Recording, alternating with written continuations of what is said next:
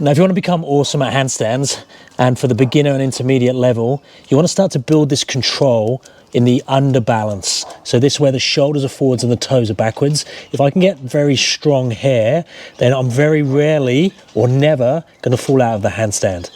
Now, obviously the beginner isn't going to be doing that straight away. Freestanding, even the intermediate is going to struggle with that type of control, be able to hold in that position and stay there for time without falling back down towards the feet. So how do we build strength there? We use the wall. So obviously we need to get nice and comfortable in this chest to wall position, making the body one segment, one piece. And then we just need to learn to take the shoulders forwards, slightly in front of the hands, ideally just a little bit in front of the fingers, and what you'll find is your toes will start to become light on the wall. Now, one of the mistakes most people make here is that they do this with the hips. So now the hips are top heavy, and that creates like a whip and makes the feet come off and will make you feel very uneasy about taking weight forwards. What we want to do is slowly build this control, taking the shoulders slightly forwards of the fingers. So there.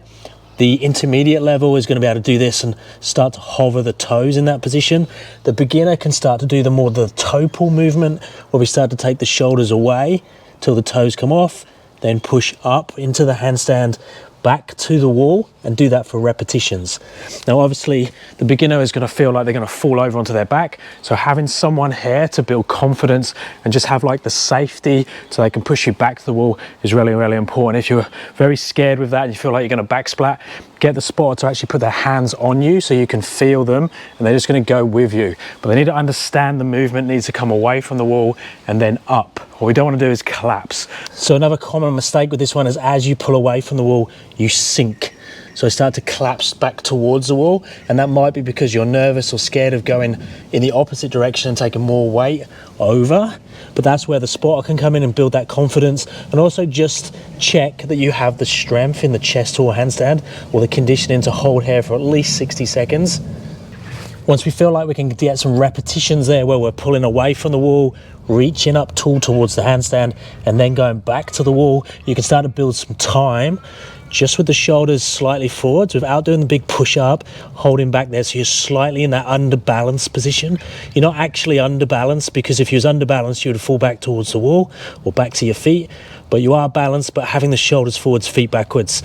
Then we have the capacity to push up to that handstand position, and then we have the capacity to go back to the wall at our choosing. So basically, the better you become at it, the more you'll have a choice of where you go, and that way you'll be able to really start to control the handstand. Then as you're starting to work away into that freestanding position, notice the shoulder position. When I do a kick up, my shoulders come forwards of the fingers, kick to that under balance, and then I push up into my handstand. I don't do this and open the shoulders too much. It's very common at the moment that people think they need to be a dead straight line or really open the shoulders. And the trouble with that, it's like taking the base away, and the hips tend to go up and over, and you'll tend to overbalance when that happens. So pick that focal point on the floor, probably somewhere between your thumb and your index finger, lock that in position, hold that when you kick up. So I'm constantly looking at that position. There's my underbalance position, push up into a nice straight position without falling over, and start to get very comfortable with that shoulder closing and opening. Now notice as well, that shoulder position is going to put you in the right place to do things like handstand push-ups and press handstand, shoulders forwards. It's there as well. That shoulder forward position is where you are for your press.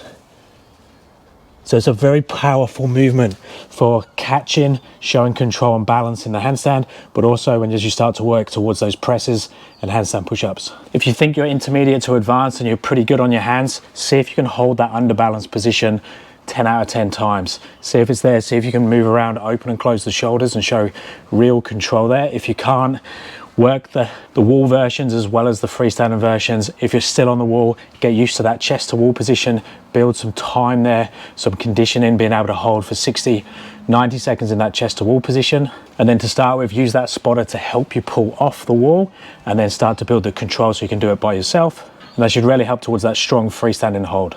Let me know if you have any questions, and I'll speak to you next time. Thanks, guys.